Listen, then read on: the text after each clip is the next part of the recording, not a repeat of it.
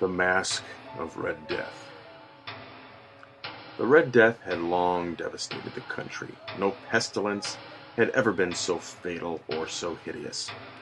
Blood was its avatar, and its seal, the redness and the horror of blood. There were sharp pains and sudden dizziness, and then profuse bleeding at the pores with dissolution. The scarlet stains upon the body, and especially upon the face of the victim, were the pest ban which shut him out from the aid and from the sympathy of his fellow men. And the whole seizure, progress, and termination of the disease were the incidents of half an hour. But the Prince Prospero was happy and dauntless and sagacious. When his dominions were half depopulated, he summoned to his presence 1,000 hale and light-hearted friends from among the knights and dames of his court, and with these retired to the deep seclusion of one of his castellated abbeys. This was an extensive and magnificent structure, the creation of the prince's own eccentric yet august taste. A strong and lofty wall girdled it in. This wall had gates of iron. The courtiers, having entered, brought furnaces and massy hammers, and welded the bolts. They resolved to leave means neither of ingress or egress to the sudden impulses of despair or of frenzy from within. The abbey was amply provisioned. With such precautions, the courtiers might bid defiance to contagion. The external world could take care of itself. In the meantime, it was folly to grieve, or to think. The prince had provided all the appliances of pleasure. There were buffoons, there were improvisatori, there were ballet dancers, there were musicians, there was beauty, there was wine. All these, and security, were within. Without was the Red Death. It was toward the close of the 5th or 6th month of his seclusion, and while the pestilence raged most furiously abroad, that the Prince Prospero entertained his 1,000 friends at a masked ball of the most unusual magnificence. It was a voluptuous scene, that masquerade. But first let me tell you of the rooms in which it was held. There were 7, an imperial suite. In many palaces, however, such suites form a long and straight vista, while the folding doors slide back nearly to the walls on either hand, so that the view of the whole extent is scarcely impeded. Here the case was very different, as might have been expected from the Duke's love of the bizarre. The apartments were so irregularly disposed that the vision embraced but little more than one at a time. There was a sharp turn at every 20 or 30 yards, and each turn a novel effect. To the right and left in the middle of each wall, a tall and narrow Gothic window looked out upon a closed corridor which pursued the windings of the suite. These windows were of stained glass, whose color varied in accordance with the prevailing hue of the decorations of the chamber into which it opened. That at the eastern extremity was hung, for example, in blue, and vividly blue were its windows. The second chamber was purple in its ornaments and tapestries, and here the panes were purple. The third was green throughout, and so were the casements. The fourth was furnished and lit with orange, the fifth with white, the sixth with violet. The 7th apartment was closely shrouded in black velvet tapestries that hung all over the ceiling and down the walls, falling in heavy folds upon a carpet of the same material and hue. But in this chamber only, the color of the windows failed to correspond with the decorations. The panels here were scarlet, a deep blood color. Now, in no one of the 7 apartments was there any lamp or candelabrum, amid the profusion of the golden ornaments that lay scattered to and fro or depended from the roof. There was no light of any kind emanating from lamp or candle within the suite of chambers. But in the corridors that followed the suite there stood, opposite to each window, a heavy tripod, bearing a brazier of fire that projected its rays through the tinted glass, and so glaringly illumined the room. And thus were produced a multitude of gaudy and fantastic appearances. But in the western or black chamber, the effect of the firelight that streamed upon the dark hangings through the blood-tinted panes was ghastly in the extreme, and produced so wild a look upon the countenances of those who entered, that there were few of the company bold enough to set foot within its precincts at all. It was in this apartment also that there stood against the western wall a gigantic clock of ebony. Its pendulum swung to and fro with a dull, heavy, monotonous clang. And when the minute hand made the circuit of the face, and the hour was to be stricken, there came from the brazen lungs of the clock a sound which was clear and loud and deep and exceedingly musical, but of so peculiar a note and emphasis that, at each lapse of an hour, the musicians of the orchestra were constrained to pause, momentarily, in their performance to hearken to the sound. And thus the waltzers perforce ceased their evolutions, and there was a brief disconcert of the whole gay company.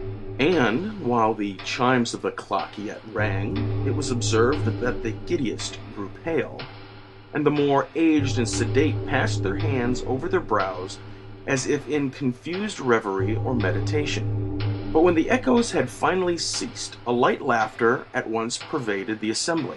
The musicians looked at each other and smiled as if in their own nervousness and folly, and made whispering vows each to the other that the next chiming of the clock should produce in them no similar emotion.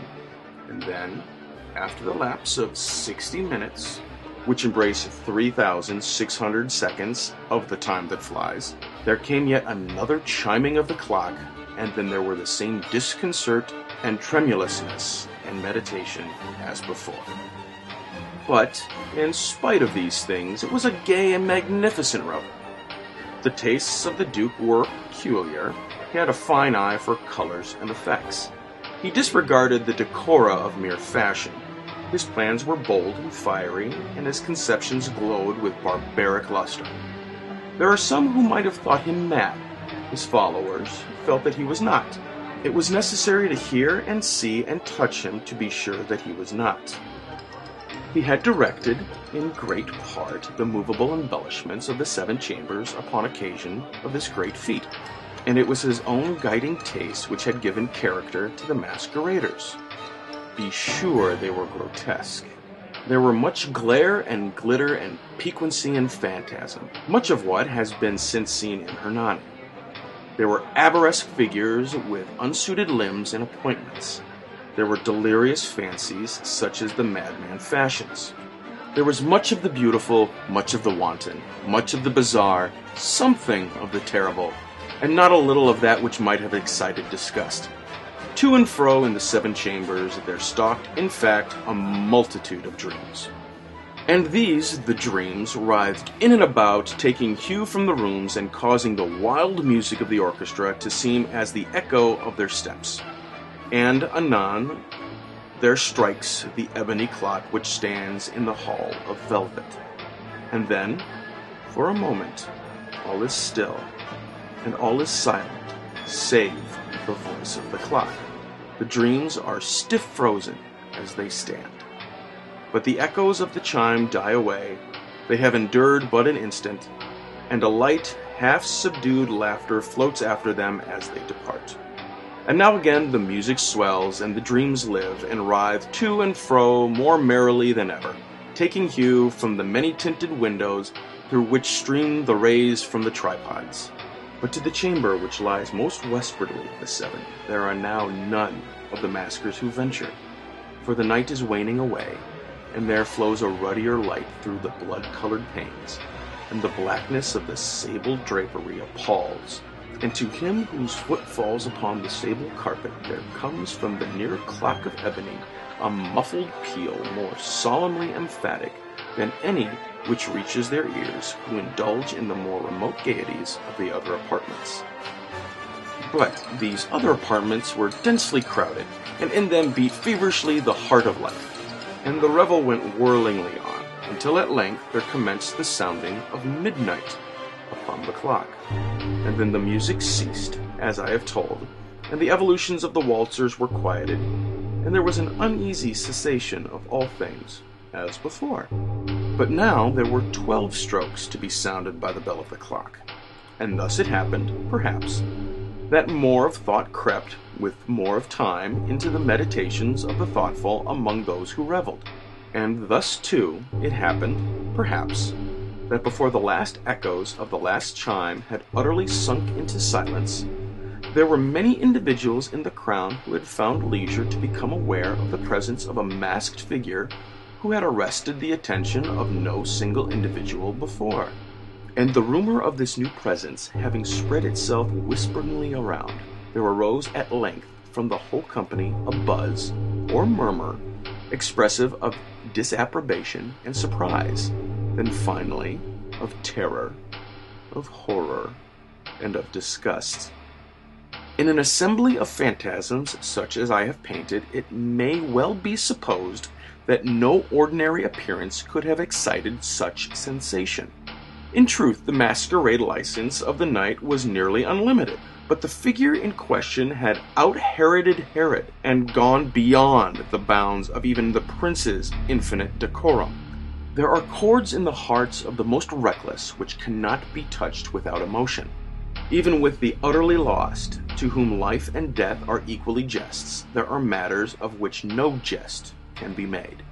The whole company, indeed, seemed now deeply to feel that in the costume and bearing of the stranger neither wit nor propriety existed. The figure was tall and gaunt, and shrouded from head to foot in the habiliments of the grave. The mask which concealed the visage was made so nearly to resemble the countenance of a stiffened corpse that the closest scrutiny must have had difficulty in detecting the cheat. And yet all this might have been endured, if not approved, by the mad revelers around. But the mummer had gone so far as to assume the type of the Red Death. His vesture was dabbled in blood, and his broad brow, with all the features of his face, was besprinkled with the scarlet horror. When the eyes of Prince Prospero fell upon this spectral image, which with a slow and solemn movement, as if more fully to sustain its role, stalked to and fro among the waltzers, he was seen to be convulsed in the first movement with a strong shudder either of terror or distaste, but in the next his brow reddened with rage. "Who dares?" he demanded hoarsely of the courtiers who stood near him. "Who dares insult us with this blasphemous mockery? Seize him and unmask him, that we may know whom we have to hang at sunrise from the battlements." It was the eastern or blue chamber in which stood the Prince Prospero as he uttered these words. They rang throughout the 7 rooms loudly and clearly, for the prince was a bold and robust man, and the music had become hushed at the waving of his hand. It was in the blue room where stood the prince, with a group of pale courtiers by his side. At first, as he spoke, there was a slight rushing of movement of this group in the direction of the intruder, who at the moment was also near at hand, and now, with deliberate and stately step, made closer approach to the speaker. But from a certain nameless awe with which the mad assumptions of the mummer had inspired the whole party, there were found none who put forth hand to seize him, so that, unimpeded, he passed within a yard of the prince's person, and while the vast assembly, as if with one impulse, shrank from the centers of the room to the walls, he made his way uninterruptedly, but with the same solemn and measured step which had distinguished him from the first, through the blue chamber to the purple, through the purple to the green, through the green to the orange, through this again to the white, and even thence to the violet, ere a decided movement had been made to arrest him. It was then, however, that the Prince Prospero, maddening with rage and the shame of his own momentary cowardice, rushed hurriedly through the 6 chambers, while none followed him on account of a deadly terror that had seized upon all. He bore aloft a drawn dagger and had approached in rapid impetuosity to within 3 or 4 feet of the retreating figure, when the latter, having attained the extremity of the velvet apartment, turned suddenly and confronted his pursuer. There was a sharp cry, and the dagger dropped gleaming upon the sable carpet, upon which, instantly afterwards, fell prostrate in death the Prince Prospero.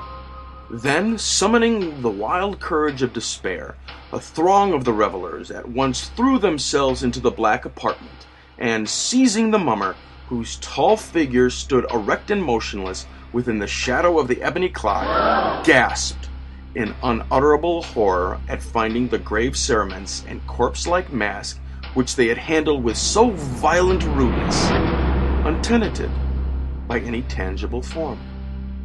And now was acknowledged the presence of the Red Death. He had come like a thief in the night, and one by one dropped the revelers in their blood-bedewed halls of the revel, and died each in the despairing posture of his fall. And the life of the ebony clock went out with that of the last of the gay, and the flames of the tripods expired, and darkness and decay and the Red Death held illimitable dominion over all.